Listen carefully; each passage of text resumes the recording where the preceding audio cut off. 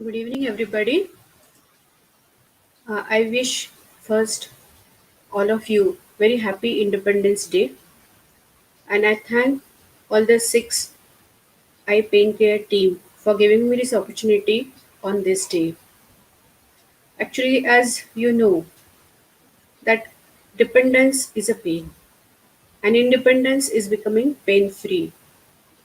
So I'm very glad that today, on the Independence Day, we are keeping a topic which is related to being a free, that is a pain-free. And the topic is acute post-operative pain relief. So let us start with our PowerPoint presentation.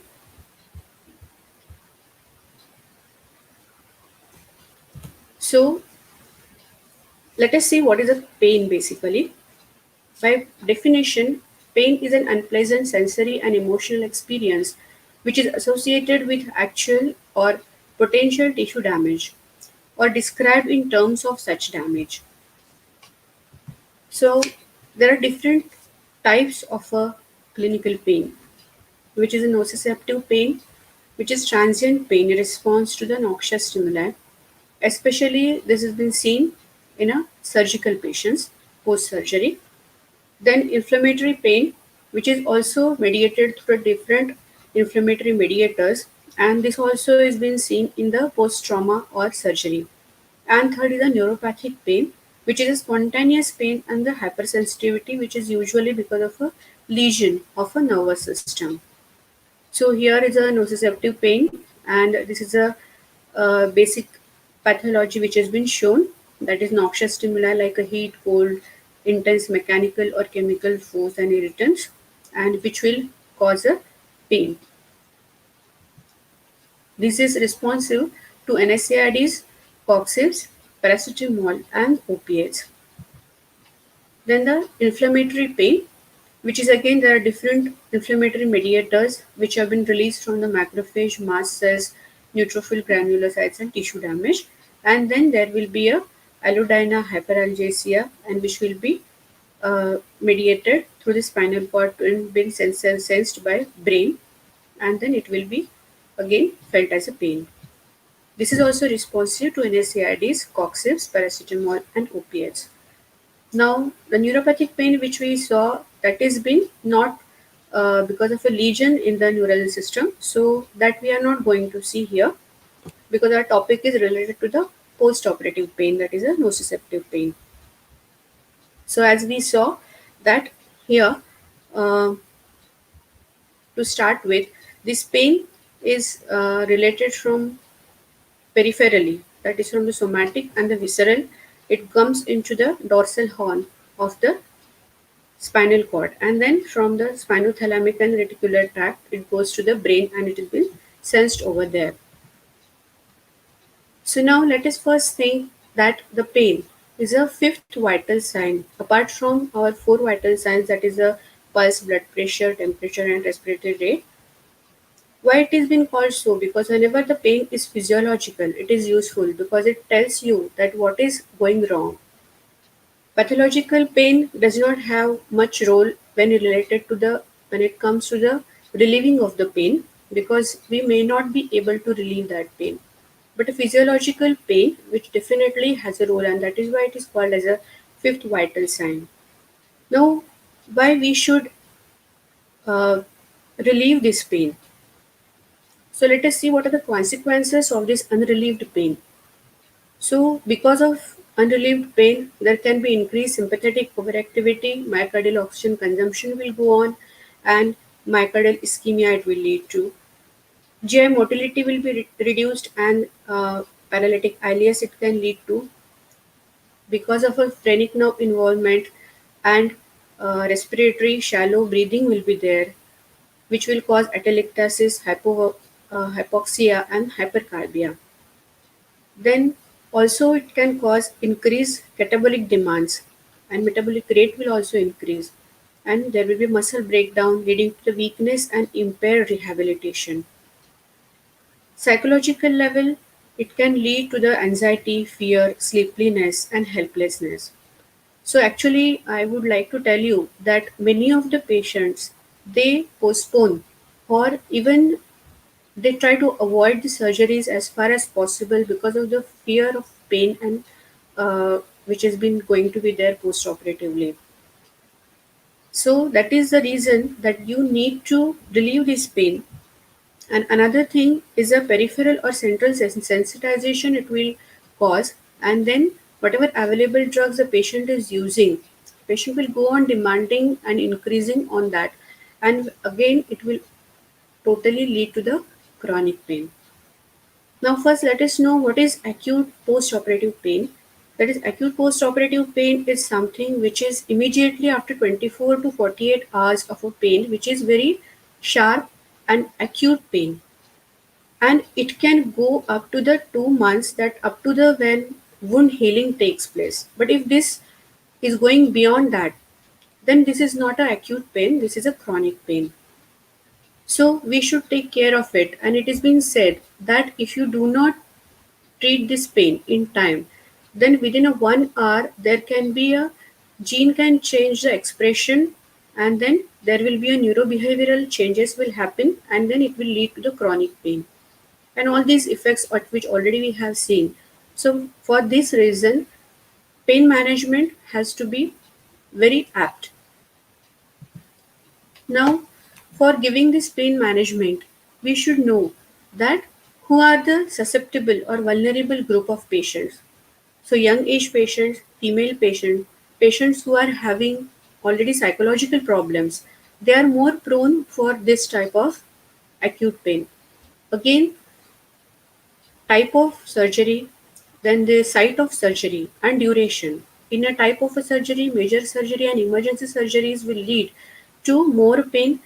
In a type of surgery, thoracic and thoracoabdominal surgeries, upper abdominal surgeries, they are more associated with the pain, and also duration. Longer the duration, more is the pain.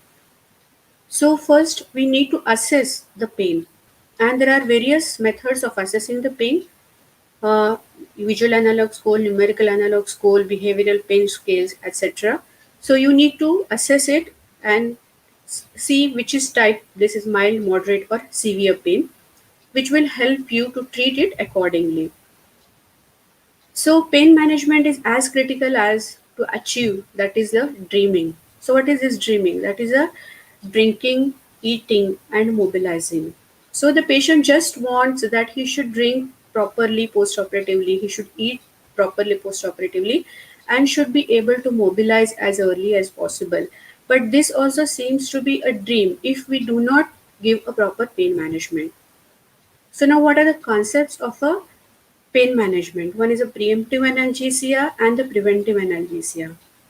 In preemptive analgesia, earlier it was considered that the pain relief should be provided before even injury takes place. That is, before even an incision has been taken, before even a pain has been started.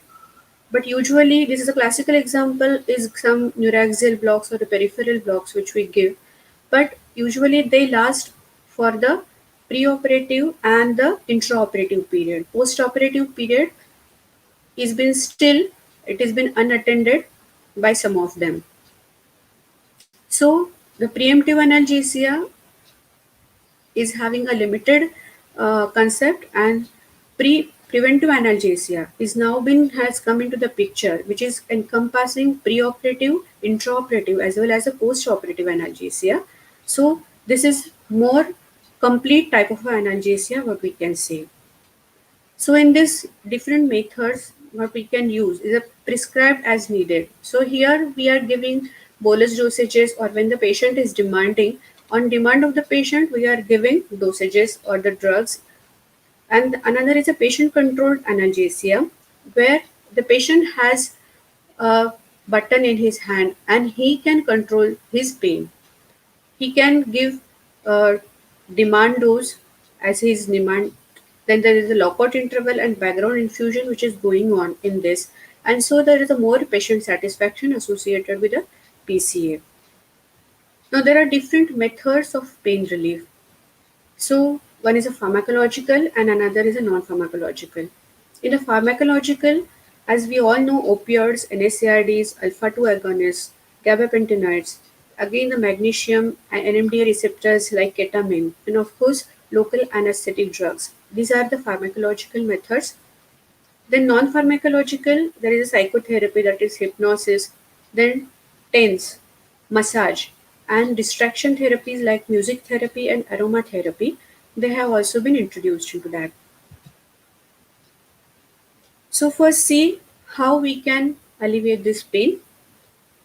So WHO has given a ladder where it has been said that if the pain is very mild type of, which you can see it in the hernia or in some appendectomy patients, so that kind of a pain can be relieved with the help of paracetamol, NSAIDs, and some adjuvant treatments. If the pain is a mild to moderate pain, then a opioid needs to be added, where you can add codeine or hydrocodone and tramadol. And if it is severe or worse pain, then the little stronger opioids needs to be added like morphine and fentanyl, etc. So coming to the opioids, since quite a long time, opioids are the cornerstone of pain management. There are wide variety of opioids which are available. That is agonist type of purely mu agonist. That is a morphine and fentanyl. These are the classical examples, and pethidine also. Then agonist and antagonist or mixed or partial agonist type of. These are like buprenorphine, nalbuphine, etc. So these are the drugs which are available. But it is because of the opioid related adverse events, that is ORAID. These drugs have come into the picture with a little cautiously. They cause nausea, vomiting, sedation, and respiratory depression. So, because of that, it has to be used cautiously in high risk patients, the patients who are having multiple or multi organ or multiple disorders, and also in the extremes of the ages. So, that is the reason that these opioids needs to be used very cautiously. Now, the another group is a NSAID. In this NSAID group, there is a diversity of the drugs which are available, and the actions are also diverse. Mainly, they act as a cyclooxygenase inhibitors and prostaglandin inhibitors. Here we have in our cart PCM, that is a paracetamol, diclofenac, ketorolac, ibuprofen, etc. Adverse events are GI bleeding, then the renal failure patients, it can get aggravated, asthma, and old age patients which are already having some of these. So you need to be careful while giving these NSAIDs. But the beauty of the paracetamol is that it is not having any of these side effects. So paracetamol can be given very safely. Earlier, paracetamol was not available in the intravenous route. Only oral route was available, and some of the part was intramuscular. But with the mannitol added into it, and the molecular was made available intravenously, and now we can see that it has been very widely used. So 1 gram of a paracetamol every 8 hour, 6 hourly, that is a 4 times a day. That is 4 grams of a paracetamol can be very widely and safely given. Hepatotoxicity is supposed to be the toxic effect of the paracetamol, but given in a therapeutic dosages, it is not been seen. And even the paracetamol can be given in the old age or young age, that is a pediatric patients. Even suppositories are also available, and intravenous preparations also can be given in the pediatric patients. So it is a very safe and useful drug. So something about the pain pathways, that is, as I told you, that from the peripheral, visceral, and somatic sites, there will be injury, and then there will be stimulation of a nociceptors through the A delta and C fibers. There will be release of neurotransmitters and the neuromodulators. So it will go through the spinothalamic and spinoreticular tract, and the interpretation will be happening into the cerebral cortex, and it will be perceived as a pain.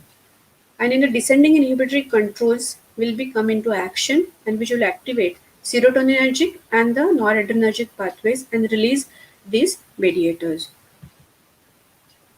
So modes of action of the analgesics are different. Opioids mainly they will act at a opioid receptors which are present in the central nervous system, that is in the brain as well as in the spinal cord. So mu receptors, epsilon, then the kappa receptors, various receptors are there at various sites. So it will act at those receptors. Paracetamol especially acts in the central COX-3 receptors and inhibition of prostaglandin synthesis.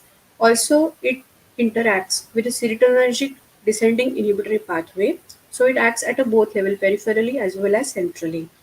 NSAIDs, they are especially they act at a spinal and peripheral level. COX-1 and COX-2 inhibitors, they act as and prostaglandin synthesis inhibition they cause. So now, as this is a number of drugs which are available to us, let us see that how we are going to administer these drugs. Oral and nasal routes have been used since quite a long time, but immediately post-operatively it may not be possible. So intravenous and intramuscular routes have been preferred since long time. But with the advent of a patient-controlled analgesia, continuous infusion can be given through the pumps and the patient has a control in his hand. It can be given intravenously or subcutaneously or even through the epidurals. Patient controlled analgesia can be provided and which give more satisfaction and the less dosages are needed to the patient and still the satisfaction is more. Then there are transdermal patches. There are different drugs like alpha-2 blockers, clonidine patches, fentanyl, then buprenorphine patches, even a lidocaine patch.